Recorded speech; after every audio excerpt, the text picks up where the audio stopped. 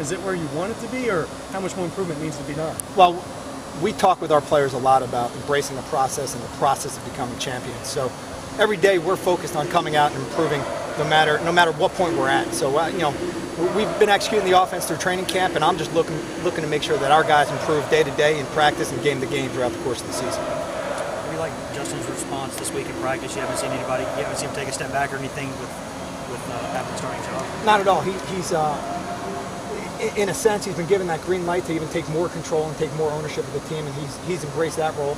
Again, when we talk about embracing the process, he's done that. So, I could hear him being more vocal and being more of a presence, and I'm excited about that. Has there been, you mentioned a green light, is there maybe a switch necessarily that he flipped? Okay, now I'm the starter, now I can attack things more? I think when you're competing in a quarterback battle or positional battle like that, to a certain degree, there's a sense of, I don't want to call it relief, but there's a sense of ownership that comes with being officially dubbed the starter. So, I think he can take a deep sigh and know, okay, now it's time to just go out and play. Was it important, Mike, that you guys gave him the green light and then in turn saw more from him in that regard this week? Saw more of that alpha male, I guess? Sure, and again, for us, it's improvement every day. And if I don't see even more improvement tomorrow, I'd be upset, and the day after and the day after. So,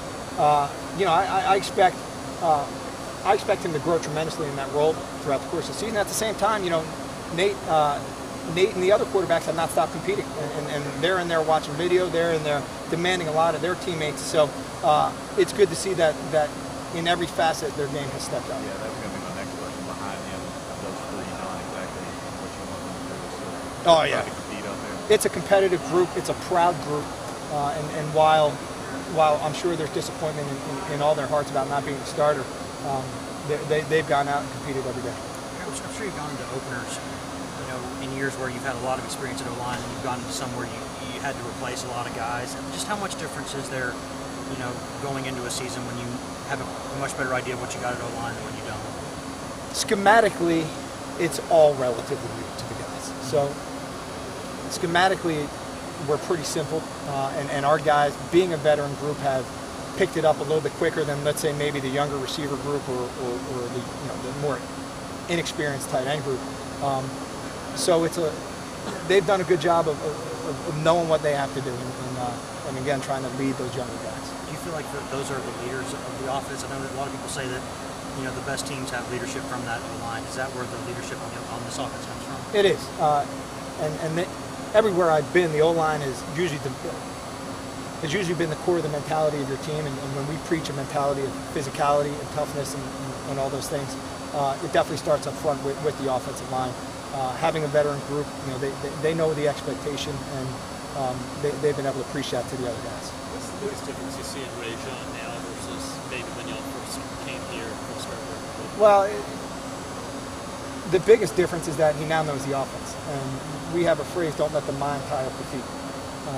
When we first got here, he's still learning the offense, still learning the terminology, still learning the techniques that we're teaching. So he was thinking a little bit too much. Now he seems to be playing a bit faster. His run reads are coming quicker. His pass protection reads are coming quicker, and he's playing with better technique. So it's just a matter of getting some experience with the coaching staff and with the offense. With a young quarterback and with young wide receivers, how much confidence and how much concern do you have in the passing game heading into the offseason? Our guys, again, are improving every day. There's always peaks and valleys throughout the course of training camp. We've had a good week of practice. There's been good focus and good execution. So I'm pretty confident that they'll come out. They understand the game plan. They'll come out and execute the game plan. You think they'll execute in front of 102,000 or 100,000 plus, whatever it may be? That's what we need to see. And there's always that added element of pressure, which as much as we can try to emulate in practice, we're not going to be able to create. So it'll be interesting to see how those young guys, especially the wide receiver corps, come out and play in front of 102, 455. I know winning is the ultimate goal on Saturday, but what else do you need to see from your team on Saturday to feel good about where you are? We've preached to them about managing the offense, okay, playing within the scheme, limiting penalties, limiting mental errors, playing sound football, and within that, staying within the chains, making sure we're in manageable third down and distances. So playing pitch and catch in the pass game, if it's there, we got to be able to complete it. and obviously executing the base fundamentals. So the game isn't very hard. It's a matter of just playing with great effort. That's really what we want to see, and playing for one another. Mike, after all these years, after all these season openers, is there still some anxiety at all for a coach getting ready for a first game? What? Yes. I don't care if you've been somewhere for an extended period of time or your first year. You know, this is Team 117, meaning this is the 117th edition of the University of Tennessee football program. It's different than last year, and Team 118 will be different next year. You never know what to expect. Every team is going to be different. So even if you've been there a while, it's a whole new ballgame when you're coming out. You know, the seniors have graduated. You got a new freshman class. So I wouldn't say there's added anxiety, but it's you know, there's the certain butterflies in your stomach and the excitement about the opportunity ahead. Coach, you have a team coming in here with Austin Peay, huge underdogs. How can they be dangerous when they come in here really with nothing to lose? They're a veteran group too. Defensively, again, that's obviously what I focused on. They returned 10 starters and one got injured, so now they're really down to 9 starters. But their entire back 7 is back. They got a lot of depth. Even their backups played quite a bit last year. So they're an experienced group that frankly played on a big stage before. So you're exactly right. They got nothing to lose. They're going to come in here, you know, swinging, and we got to make sure we're prepared for that. Like last time you talked, you kind of mentioned you had guys where you wanted to target kind of in terms of playmakers. Where are Marlon and Rajon? Marlon and Rajon are right there. You know, and you know, those are guys that are reliable. They've been assignment sound. They've executed the offense through the course of spring ball and training camp. And those are guys that again, I'm excited to see what they can do when the lights go on Saturday night. As being a coach coming into Neyland from the visiting perspective is something you've done before. Did that have an effect on anything with the plan or the size and the noise in the stadium? Did that have anything to do with what y'all did that week going into it? As an opponent? As an opponent, absolutely. when you came in here. The noise, I remember specifically. I can tell you, unfortunately, I remember vividly. There were 2 4th-and-1 situations where we didn't execute. And frankly, the crowd played a major role in that. We were late getting off the ball on the extended part of the formation and got blown up and didn't execute either 4th-and-1. And then we had 1st and goal on the 1. Went up with a tight end overset. And again, the noise was so deafening that we didn't execute. We got knocked back a few yards. We ended up settling for a field goal.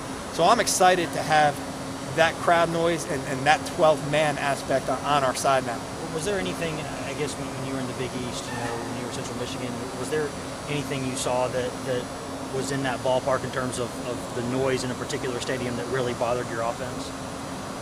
Noise is always a factor, and it gets to a point when you can't hear, you can't hear. So, you know, and it's always a factor. So I've seen that, you know, obviously in my years in the NFL, it was definitely a factor.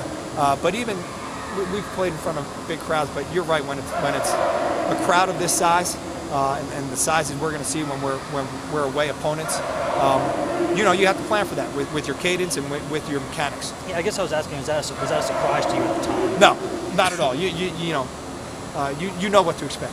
And again, we prepare our guys. I don't know if you were out there in practice. We prepared our defense a little bit today for the noise that'll be going on when they're on the field. And you just need to practice it, and you try to create that environment in practice. You have a running back in Kansas career at Central Michigan, Phillips. What do you remember about him? I think he played for you 1 year. Yes. I remember, number one, he was a great character kid, really hard worker, was a little undersized in terms of height, but really strong. If I remember correctly, he won the state powerlifting competition. Was very agile and quick.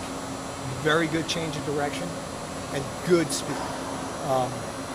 I remember vividly him going over the bags in summer camp prior to his senior year, and he has good feet. He's a good player and he's a smart kid, and I do remember that from my time there. He played for us as a true freshman when we were at Central Michigan.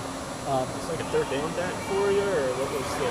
No, he's a guy you'd hand the ball to on first down and throw the ball to out of the backfield. He could do it all. 2 more. How much of a read can you have on an offense with so many working parts having to mesh together? How good a read can you have after a preseason camp going into an open?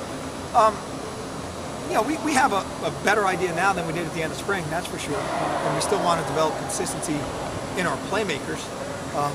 But we have a pretty good idea of the skill set that all of our players have and how we'll try to accentuate those. And how exciting is it for a coach going in because you haven't seen what they do under the lights yet? Well, yeah, that's always a big question mark, and I just answered the question about what it's like when you're coming in for the first time into it as a new staff. You never know how they're going to react in front of a big crowd, and we've tried to create pressure situations, but I don't think anything can emulate it 100%. So we'll see. I'm confident that they'll go out next week. How much does it help chemistry to have a veteran group of running backs and a veteran group of offensive line? It helps a lot, and those guys have been through the worst together. And, they've laid it on the line for one another, and we preach playing for one another, and we preach a family environment all the time. And they've been through those battles, so they've meshed since day one, and that's been good for us.